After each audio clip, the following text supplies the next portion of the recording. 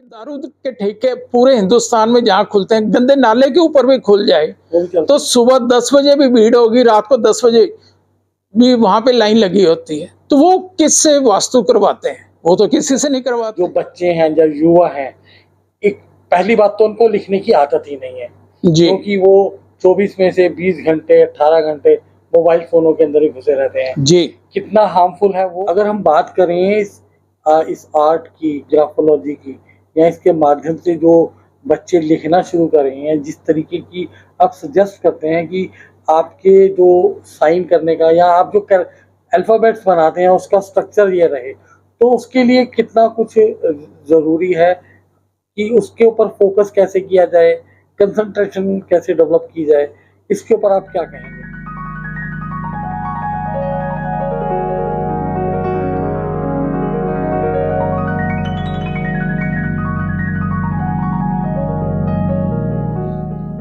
नमस्कार दोस्तों, मैं नरेंद्र धवन, दिल्ली अपडेट के आज के स्पेशल एपिसोड में एक बार फिर आपका स्वागत है। आज हम फिर से एक अत्यंत गंभीर विषय के ऊपर चर्चा करने जा रहे हैं और वो चर्चा है आपके सिग्नेचर्स को लेकर, जो आप साइन करते हैं उसको लेकर।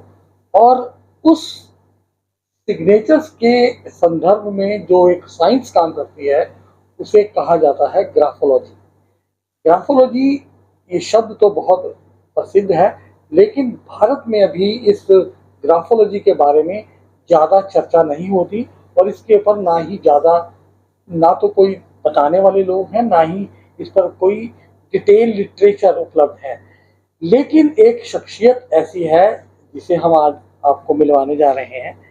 उनका नाम है जॉली अंकल, जो पिछले लगभग 25 वर्षों से इस सब्जेक्ट पर ना केवल काम कर रहे हैं, अपितु इसमें उनकी इतनी महारत हासिल है उन्हें कि वो महज साइन देखकर आपका ना केवल भविष्य बता देंगे, ना केवल आपका व्यक्तित्व बता देंगे, अपितु एक जिस तरीके से कहा जाता है ना एस्ट्रोलॉजी, यानी कि आपको, अगर हम मॉडर्न पंडित कहें तो ज़्यादा बुरा नहीं होगा, एक साइंस की तरह जो है जो ग्राफोलॉजी, तो इसी संदर्भ में आज हम पूरी बात करने जा रहे हैं। जॉली अंकल, आपका स्वागत दिल्ली। बहुत बहुत शुक्रिया धवन साहब। जॉली जी, हमें बताएंगे कि ये जो विद्या है, ये जो सब्जेक्ट है ग्राफोलॉजी, जी, इतना डीप है, क्योंकि मैंने तो आपको बहुत फॉलो किया हुआ है जी। और हम जैसा कि देखते हैं कि आजकल जो बच्चे हैं, जो युवा हैं, एक पहली बात तो उनको लिखने की आदत ही नहीं है, क्योंकि वो 24 में से 20 घंटे 18 घंटे मोबाइल फोनों के अंदर ही घुसे रहते हैं जी। कितना हार्मफुल है वो। और जो लिखने की आदत नहीं है, पढ़ने की तो खत्म बहुत पहले हो गई थी, लिखने की आदत खत्म हो गई है। तो ऐसे में ग्राफोलॉजी किस तरीके से अपना एक रोल आगे आने वाली जनरेशन के लिए निभा सकती है, ये कितनी कारगर है ये विद्या?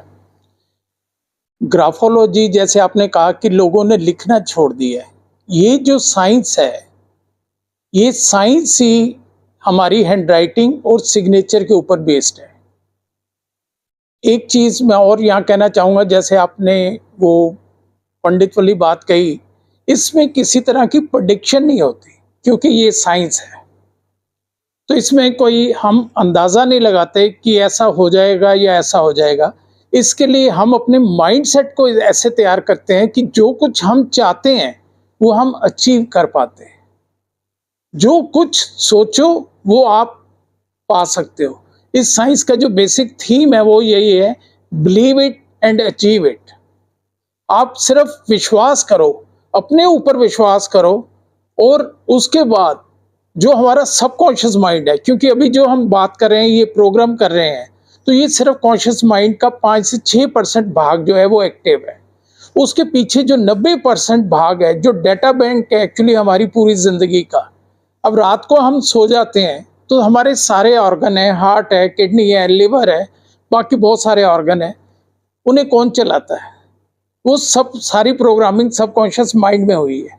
उसी तरह हमारी जिंदगी उसी तरह बननी शुरू होती है जिस तरह हमारा माइंड सोचता है। तो अगर हम सिर्फ अपनी सोच को बदल लें, नेगेटिविटी को हटा के सिर्फ पॉजिटिव थॉट्स को माइंड में जगह दें, तो हमारा हर दिन जो है वो पहले से बेहतर होना शुरू हो जाता है। तो मैं तो सबको कहता हूं कि लिखावट की बनावट, सजावट और दिखावट, ये 3 चीजें आप ठीक कर लो, उसके बाद जिंदगी में कभी भी गिरावट नहीं आएगी। बहुत बढ़िया बात कही सर आपने। लिखावट की बनावट और उसकी सजावट, अगर इसको पुख्ता कर लो तो गिरावट नहीं आएगी। तो पर जॉली अंकल, हम इस चीज को कैसे इम्प्लीमेंट करें, क्योंकि वो दौर भी चले गए जब तख्ती पर लिखा करते थे, वो जी। दौर भी चले गए जब स्लेटों पर लिखा जाता था, वो दौर भी चले गए जब कागज पर बच्चे पेंसिल रगड़ रगड़ कर लिखना सीखते थे। लेकिन ये दौर तो चला गया, इस दौर के अंदर लिखना कहाँ से आएगा? इसीलिए आज के माहौल में देखो, परेशानियां, टेंशन, डिप्रेशन, जो पहले 40, 50, 60 साल के लोगों को बीमारियां होती थी, आज के बच्चे 15 साल, 18 साल स्कूल में बच्चे जा रहे हैं और उनको टेंशन, डिप्रेशन हो रहा है।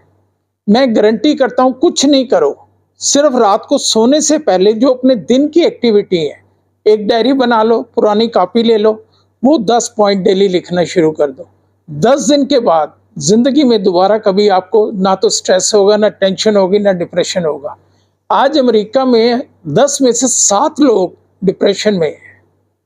यही आंकड़ा सर दिल्ली में भी होगा। 5 से 6 लोग सुसाइड तैयार करने के लिए तैयार बैठे हैं, सिर्फ इसलिए कि उन लोगों ने लिखना बिल्कुल छोड़ दिया।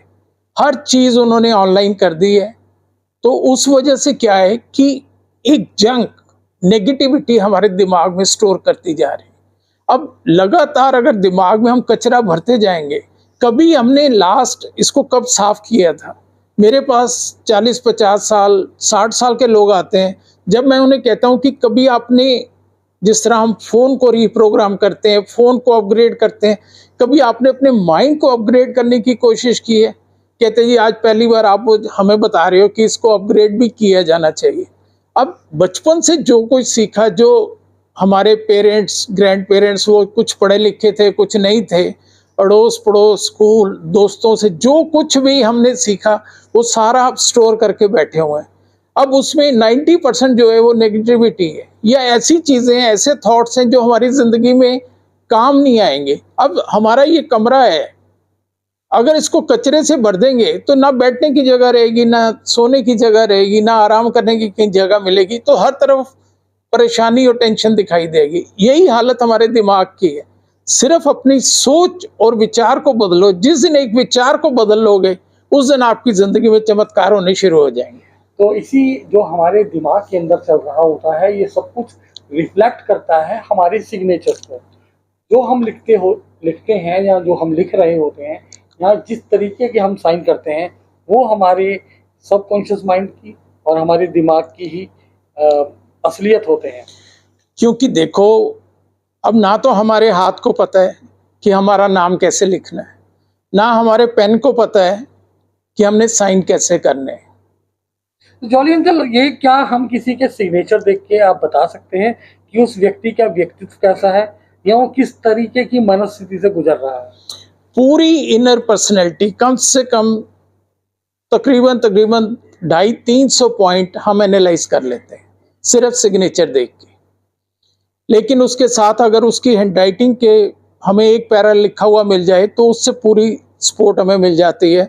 और उसका स्वभाव कैसा है, बहुत ज़्यादा एग्रेसिव है, मिलनसार है, कितना क्रिएटिव है। या कुछ लोगों के पास क्रिएटिविटी होती है लेकिन उसे यूज नहीं कर पाते। पूरी जिंदगी वो टैलेंट जो है ना, वो मिट्टी में दबा ही रह जाता है। अब बीज हैं, हम कितने भी अच्छे बीज ले आए, खाद ले आए, लेकिन लाके उसे घर में रख दें और जमीन में लगाएंगे नहीं, तो फल कहां से मिलेगा? फल तो तभी मिलेगा जब उसका वो पूरा प्रोसेस हम कंप्लीट करेंगे। तो अगर हम अभी कुछ सिग्नेचर्स को एनालाइज करके आप उनके व्यक्तित्व के बारे में बताएं, ताकि हमारे दर्शकों को भी मालूम हो जाए कि हमारे जो सिग्नेचर्स हैं वो हमारी पर्सनैलिटी को रिफ्लेक्ट करते हैं, या हमारे सबकॉन्शियस माइंड की यथास्थिति बताते हैं। आपकी टीम में से कोई भी जिसको ऑब्जेक्शन नहीं हो कि मैं उसके साइन पब्लिक में बोल सकूं उसके बारे में, तो अगर कोई साइन करके दिखाएगा तो मैं डेफिनेटली अभी बता देता हूँ। मुझे तो हार्डली कुछ सेकंड चाहिए होते हैं किसी की भी पर्सनैलिटी, क्योंकि कई हज़ार लोगों के साइन जो है मैं अब तक देख के उनकी लाइफ को मैं चेंज कर चुका हूँ। कल भी सिंगापुर से मेरे पास सिग्नेचर आए थे। इंडिया से तो पूरे क्लाइंट बेस है ही है, बाकी ऑस्ट्रेलिया, स्विट्ज़रलैंड, डेनमार्क, जर्मनी, इधर यूके, यूएस, कनाडा, तो हर जगह से लोग मतलब कि आते हैं और हैरान होते हैं कि ये बातें हमारे घर वालों को नहीं पता, हमारे पेरेंट्स को नहीं पता। हस्बैंड वाइफ कहते हैं कि हमें एक दूसरे की ये बातें नहीं पता थी जो आप बता रहे हो, आपको कैसे पता है ये बातें? तो वो मैथ नहीं, क्योंकि हमारे जैसे मैंने बताया कि अब पेन से लिखते हैं तो वो सिग्नल दिमाग से आते हैं तभी हम लिख पाते हैं। पेन के अंदर कोई जान नहीं है कि वो अपने आप कुछ कर सके, हाथ को या उंगलियों को नहीं पता कि वो कर सके।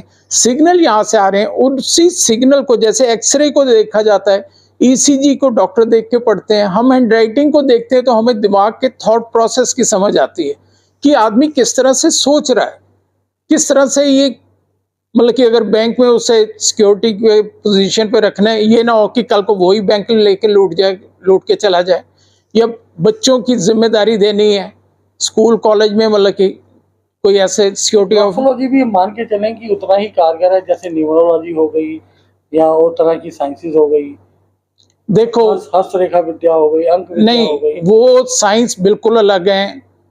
अब न्यूमरोलॉजी है, उसके अकॉर्डिंगली अल्फाबेट बढ़ा देते हैं, कम कर देते तो हैं। यही कुछ तो आजकल साइन में भी कर रहे हैं लोग, थोड़े अपने सिग्नेचर्स चेंज कर देते हैं, जैसे बड़ी बड़ी फिल्मी हस्तियों ने भी किया है, उन्होंने अपने लेकिन इसमें क्या है कि इसमें हम अपने माइंड की जो प्रोग्रामिंग है उसको चेंज कर रहे हैं। उनको अभ्यास करना पड़ेगा। नेचुरली आज अगर हम 30-35 साल से मतलब कि कोई काम कर रहे हैं तो उसको चेंज करने के लिए कम से कम 30-35 दिन 10 मिनट तो रोज प्रैक्टिस करनी पड़ेगी ना, तभी वो चीज हमारे स्वभाव का हिस्सा बन पाएगी, तभी हम अपनी नेचर को बदल पाएंगे। तो ये साइंटिफिक प्रोसेस है। ये नहीं है पूजा कर लो, ये स्टोन पहन लो नीले पीले, या टैरो कार्ड वाले इस तरह कार्ड निकालते हैं, एक बार कार्ड दिखाते हैं तो आपकी प्रॉब्लम भी सुनी और सोल्यूशन भी बता दिया, लेकिन आप उन्हें कहो कि हम दोबारा पे करते हैं और आप दोबारा दिखा दो हमें, तो उनको प्रॉब्लम हो जाती है, वो क्योंकि कार्ड दोबारा आएंगे नहीं सेम कभी भी, तो उनको दिक्कत हो जाती है। इसी तरह वास्तु बोले खिड़की दरवाजे इधर कर दो उधर, आजकल घर में जगह नहीं है। जो फ्लैटों में रहते हैं 1 इंच भी कोई चीज मूव करनी मुश्किल है, कैसे कर सकते हैं? या एक सोसाइटी में 300 फ्लैट है, 250 फैमिली बड़ी खुशी खुशी रह रही है, 10-20 फैमिली उसमें से किसी को रोजगार की प्रॉब्लम है, किसी को पैसे की प्रॉब्लम है, किसी को रिलेशनशिप में प्रॉब्लम है, तो अगर 250 बाकी ठीक रह रहे हैं तो इनके कहाँ मतलब की दिक्कत आ गई, इनकी वास्तु कहाँ खराब हो गई। और यहाँ मैं एक चीज कहना चाहूंगा कि दारू के ठेके पूरे हिंदुस्तान में जहाँ खुलते हैं, गंदे नाले के ऊपर भी खुल जाए तो सुबह 10 बजे भी भीड़ होगी, रात को 10 बजे भी वहां पे लाइन लगी होती है, तो वो किससे वास्तु करवाते हैं? वो तो किसी से नहीं करवाते। बहुत बड़ा पॉइंट है सर ये। नहीं, जो सच्चाई है उसको तो एक्सेप्ट करेंगे। वास्तु वाले जो कहते हैं, अब कुछ कंट्रीज हमारे ऊपर है, कुछ नीचे है, कुछ लेफ्ट में है, कुछ राइट में है, कुछ सिटीज कहीं पे है, किस पोजीशन को सही मानोगे? चलो एक पोजीशन हमने मान भी ली, फिर भी धरती तो घूम रही है, जो सुबह की है शाम तक तो हम उल्टी डायरेक्शन में चले गए। जॉली अंकल, अगर हम बात करें लिखने की कला या लिखने की जो आर्ट है जी, अगर वो बचपन से ही बच्चों के अंदर डाल दी जाए, अच्छे लिखने की हैबिट, या उनको वो क्रिएटिव राइटिंग्स जो है वो स्किल्स को थोड़ा इम्प्रूव किया जाए, तो क्या उनकी पर्सनैलिटी में, क्या उनके फ्यूचर में या उनके आगे के भविष्य में फर्क आ सकता है? थोड़ा नहीं, बहुत बड़ा चेंज आ सकता है। जिस तरह पेरेंट्स चाहेंगे, जिस तरह वो चाहते हैं कि बच्चा सोसाइटी में आगे जाके बड़ा बने, जिस फील्ड में वो चाहते हैं, आर्ट के फील्ड में जाए, मेडिकल में जाए या किसी और स्पेशलाइज फील्ड में जाना चाहता है, तो डेफिनेटली वो चीज़ें हेल्प करती हैं। एग्रेशन है बच्चे में, गुस्सा है, ईगो है, ये चीज़ें अगर सिर्फ हैंडराइटिंग को हम ठीक करके 8 से 10 दिन 12 दिन प्रैक्टिस करें तो ये चीज़ें बिल्कुल ठीक हो जाती हैं।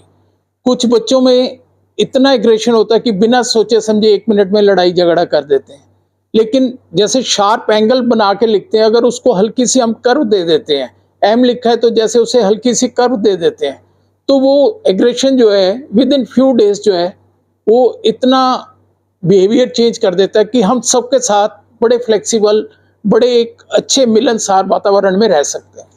जैसे कि हमने अभी अपने एपिसोड के शुरू में भी कहा कि इसके ऊपर आपकी तो किताब हमने देखी भी थी, आपकी ये किताब भी मैंने थोड़ी सी इसको स्टडी किया था।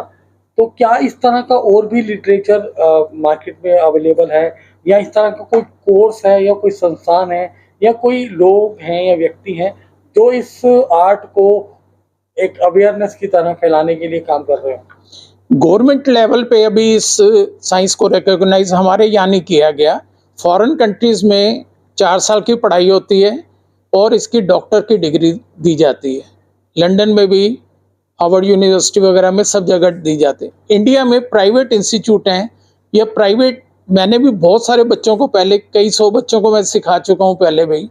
अब भी जब कभी मौका मिलता है तो ऑनलाइन मेरी कोशिश होती है कि मैं क्लासेस लेके, अगर अच्छा ग्रुप बन जाता है तो उनको मैं 1 to 1 तो अब करना बड़ा मुश्किल हो गया है, तो लेकिन ऑनलाइन में क्लासेस लेके अभी मैं भी सिखा देता हूँ।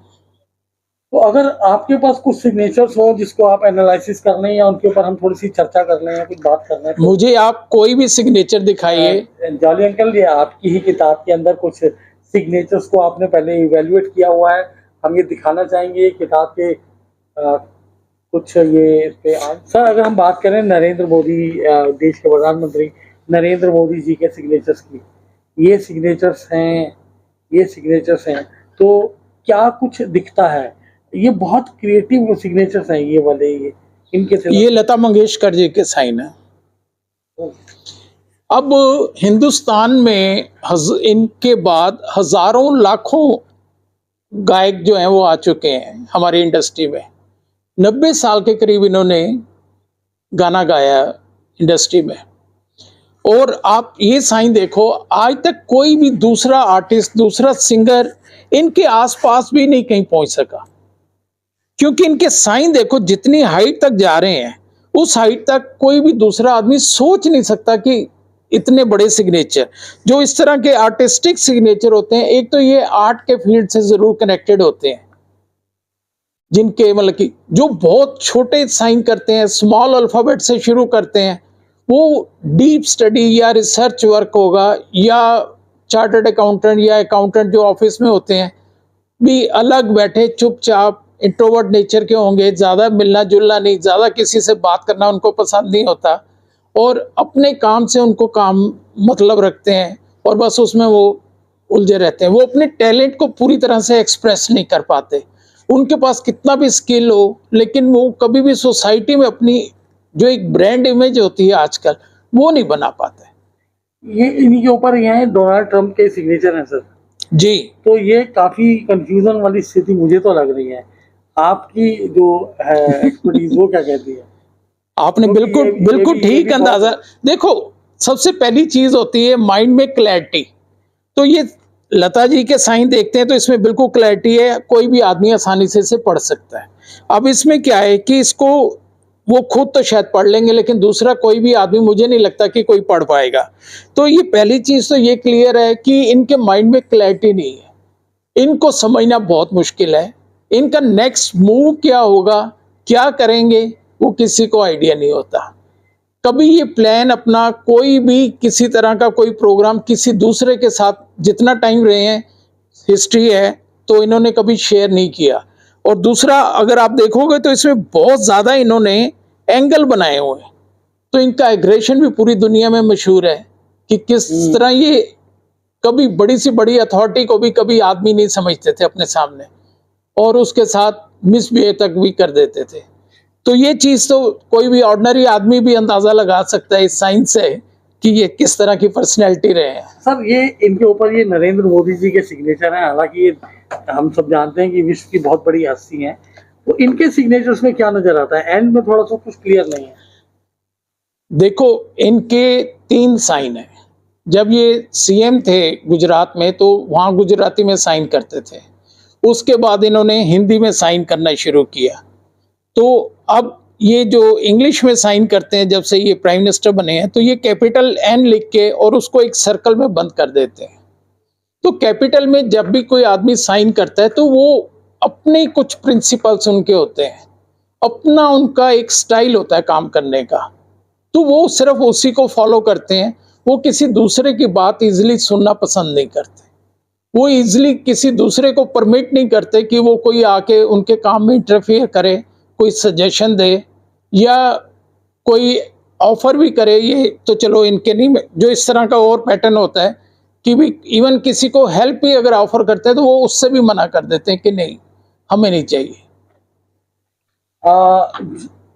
जॉली जी, जॉली अंकल, अगर हम बात करें इस आर्ट की, ग्राफोलॉजी की, या इसके माध्यम से जो बच्चे लिखना शुरू कर रहे हैं, जिस तरीके की आप सजेस्ट करते हैं कि आपके जो साइन करने का या आप जो अल्फ़ाबेट्स बनाते हैं उसका स्ट्रक्चर ये रहे, तो उसके लिए कितना कुछ ज़रूरी है कि उसके ऊपर फोकस कैसे किया जाए, कंसंट्रेशन कैसे डेवलप की जाए, इसके ऊपर आप क्या कहेंगे?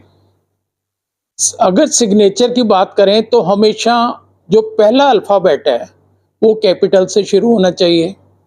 और जो हमारी नॉर्मल हैंडराइटिंग है, अगर हमें अच्छी पर्सनैलिटी, अच्छी इमेज सोसाइटी में बनानी है ताकि थोड़ी नेम फेम भी हमें मिल सके, तो मिनिमम 4 to 5 टाइम्स जो नॉर्मल हैंडराइटिंग है उससे हमारा पहला अल्फ़ाबेट जो है नेम का वो बड़ा होना चाहिए।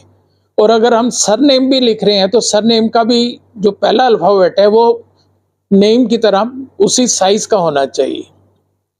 जहाँ तक बच्चों के कंसंट्रेशन की और फोकस की बात है, तो वो आई और जे दो को अगर ठीक से प्रैक्टिस कर लें, डॉट ना लेफ्ट में लगाएं ना राइट में लगाएं और ना ही बहुत ऊपर लगाएं, प्रॉपर आई के ऊपर डॉट लगाएं, जे के ऊपर डॉट लगाएं, तो इसी से उनकी कंसंट्रेशन, पढ़ाई में फोकस बढ़ जाएगा। और अगर वो स्टडी कर रहे हैं तो उनकी मेमोरी भी काफ़ी शार्प हो जाएगी। जॉली जी, क्या ये पैटर्न हर एक के सिग्नेचर्स पे इम्प्लीमेंट होता है या वेरी करता है अलग अलग व्यक्तित्व के हिसाब से? ये जो स्टडीज़ की गई हैं, ये तकरीबन 450-500 साल पहले का रिकॉर्ड अवेलेबल है फ्रांस में, इटली में और उसके बाद पूरे यूरोप में ये फैला है। तो ये 10,000 से लेके 70,000 लोगों को लेके उनको स्टडी किया गया है और कई कई सालों तक उनको स्टडी किया और उसके बाद एक एक पैटर्न को फाइनल किया गया है। अब जैसे कुछ क्रिमिनल्स हैं तो 10-20 हज़ार जिन्होंने एक जैसा क्राइम किया है तो उनके सिग्नेचर के पैटर्न देखे तो उनमें वो चीज़ कॉमन मिली। जो बहुत टॉप के पॉलिटिशियंस हैं, जो बहुत बड़े बिजनेसमैन हैं, उनके तकरीबन 50,000 60,000 लोगों के साइन कई सालों तक उसके ऊपर स्टडी की गई। उसके बाद ये पैरामीटर्स बनाए गए हैं। अब इन्हीं पैरामीटर्स को लेके ये बेसिकली एक फार्मूला बन गए हैं हमारे लिए, जिसकी वजह से हम आसानी से विद इन मिनट्स, मतलब किसी की भी पूरी इनर पर्सनैलिटी को, उसके थॉट प्रोसेस को हम एनालाइज कर पाते हैं। Thank you sir. तो ये था हमारा आज का कार्यक्रम। निश्चित तौर पर जो लोग इस आर्ट के बारे में या इस साइंस के बारे में रुचि रखते हैं या जिन लोगों को अपने कैरियर को लेकर, अपने भविष्य को लेकर थोड़ी सी भी चिंता है, अगर वो अपने सिग्नेचर्स पर या अपनी हैंड राइटिंग पर अगर फोकस करें और इस जॉली अंकल द्वारा सुझाए गए जो फार्मूलाज हैं या जो पैटर्न्स बताए गए हैं उन पर अगर काम करें तो निश्चित तौर पर उन्हें सफलता पाने से कोई नहीं रोक सकता। बहुत बहुत धन्यवाद जॉली जी, आपका बहुत बहुत शुक्रिया। इतना ही, और फिर मिलते हैं नए एपिसोड के साथ। धन्यवाद।